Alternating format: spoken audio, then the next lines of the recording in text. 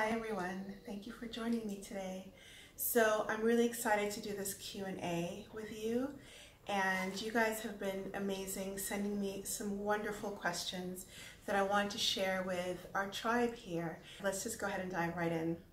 So the first question came from the video I did on my delicious raw vegan pizza recipe that I did over a year ago. You can just type that into the search part of the video if you're interested in seeing that. Here's the question. The question comes from Soma Sophia. She says, "Looks so delicious. I look forward to making this at some point. I have a question about nutritional yeast. Can it feed skin candida or tinnitus flares? I've noticed this happen a few times, and myself a few times, but I wonder if it was really other ingredients I paired with it. I never eat it because of that worry, but it's very yummy and I've heard it has wonderful nutritional benefits, and so it'd be nice if I could figure out how to manage the fungus issue and still eat nutritional yeast." Fantastic question. So nutritional yeast does have a lot of nutritional benefits. It's chock full of a lot of minerals and vitamins, vitamin B, a lot of vitamin B vitamins, especially zinc, some good levels of choline. It also has something called beta-glucan, and beta-glucan is a carbohydrate polymer, which is just a compound that really helps to boost the immune system and helps the body defend itself against infections and also possibly cancer. So nutritional yeast is wonderful for those reasons. Some reports have shown they can be helpful for people with tinnitus, especially tinnitus, by the way, is ringing of the ear, for those of you who don't know. Especially the tinnitus comes from problems with nutrient deficiency. All that being said, I want to say that it's really important to think about two things. One is exactly what you said, which is maybe it's not the nutritional yeast, but what you're pairing it with that could be causing a problem. So I recommend trying the nutritional yeast on its own, and then seeing if you do indeed get a tinnitus flare or if your candida gets worse. The second thing I also would say is be very picky about the kind of nutritional yeast you get, the brand you get, because there are some nutritional yeasts that are contaminated with lead. If it has higher than safe levels of lead, it can cause things like tinnitus and other issues in the body and flare up skin infections or skin inflammation such as candida. So I recommend definitely checking out to make sure that the brand you have of nutritional yeast is good. Dr. Michael Greger did a wonderful article from nutritionalfacts.org where he did some research on a few of the most popular brands of nutritional yeast in the States and their lead levels. So I think it's a good article, and I will leave a link to that article in the description box below for you to check out, and I hope that's helpful for you. Our second question comes from Noah Spar 22. Hello. Noah Spar 22 says, "Love this video." This, came from the video I did, I believe, on Chiang Mai, living on the road. So you can check that video out, living on the road. And she said, "Love this video. I'm just curious to know, how do you choose the countries you visit and whether you plan ahead where to go? I would have loved to come and see you in Paris, but I live in the southeast of France. So I would love to meet you at some point, definitely." Noah Spar. So how do we decide where to go? It's a lovely question. And there are a few reasons, there are a few ways we decide where to go. So one of it is based on our passion projects, our work.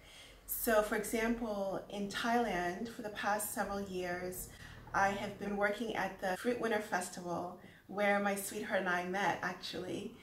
And since then we've been going back, and I've been working there, doing holistic health talks, dance performances, teaching yoga classes there. So every year in January, December, sometimes also, we go to Thailand and we stay there for a few months because we love Thailand.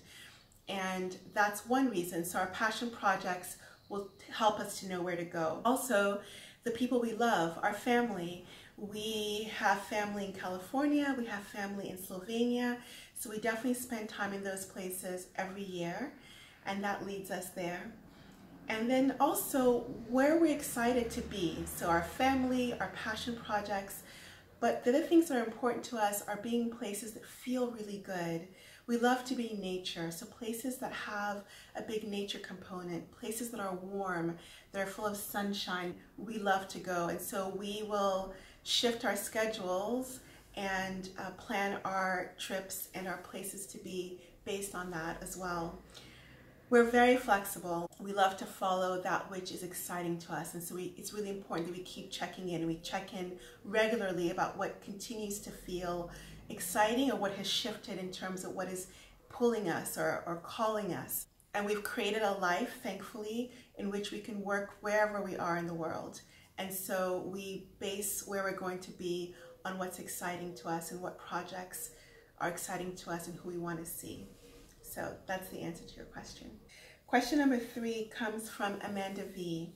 And she says, I have the type 2 rosacea, and I've tried probiotic, I've tried grapeseed oil, as well as pharmaceutical. I tried seed buckthorn, the salve, and aloe vera. I guess my question is, what specific one do you recommend? Because I'm going to Stanford and getting recommended to see if they could do light treatments. And that is like the last thing I want. I don't want my skin to be lightened up. Can you please help? I would love to talk to you more. So Amanda, I already wrote to you. I sent you a personal response, but I also want to answer this publicly because I think it's such an important question. So thank you for sharing it with us. With rosacea, seed buckthorn oil you mentioned, I actually really like it for skin conditions like rosacea because it's an inflammatory skin condition. And sea buckthorn oil is rich in tocopherols or vitamin E, so that's a lot of antioxidant power, and it's an anti-inflammatory. It can really help to heal skin conditions that are inflammatory and help with skin repair. It also has some antibacterial effects, so all of that is wonderful for rosacea. That being said, every body is different, and sea buckthorn oil for some people can be too irritable. It can really be an irritant for some people. So I really recommend testing things basically one at a time, especially if you have sensitive skin. If you're going to try sea buckthorn oil, try it by itself and see if you get an improvement or if it actually causes increased irritation. Aloe vera in general for most people is quite soothing, and so I don't worry about that so much. And in fact, if sea buckthorn oil works well for you, both together can be very synergistic, can work well together in terms of healing and helping heal your rosacea.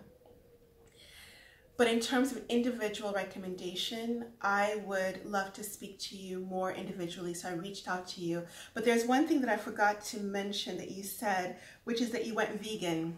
And I just want to applaud that because definitely eating a plant foods diet, plant foods bar none in terms of any other food type, is the richest in nutrient density, in terms of healing properties.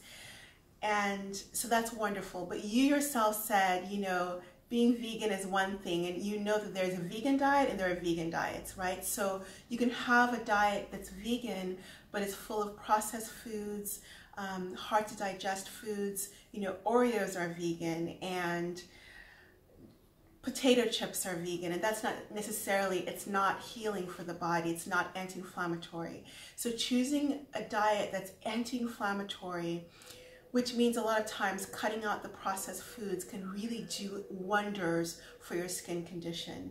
And so I wanted to bring up your question because I wanted to reiterate, and I've said this in other videos, that it's so important also what you let go of, not just what you're putting on your skin or putting into your body, but what you're eliminating. This can be just as powerful, if not more. So eliminating the processed things, eliminating the foods that are pro-inflammatory can do a great job. And I would focus on that first, and then think also about then what you put into your vessel, then what you put on your vessel. So I hope that that is helpful for you. I'm going to stop the video here. It's a lot of information, but that was just part one of the Q&A. There will be the second part of the Q&A coming really soon to you. You can check out all the questions for all parts of the Q&A down in the description box below. And I just want to remind you that my dance book tour is starting really soon, kicking off in New York City, May 6th at Studio Maya in Brooklyn. And to stay up to date about where I'm going to be after that and updates about the book dance tour, find me on Instagram, definitely. And also check the description box below, my Facebook page, where there'll be the events, updates, and just what's going on with me in terms of the tour. I think that's it for now. I'm sending you so much love wherever you are in the world. And I hope to see you guys somewhere in the world on the tour really soon.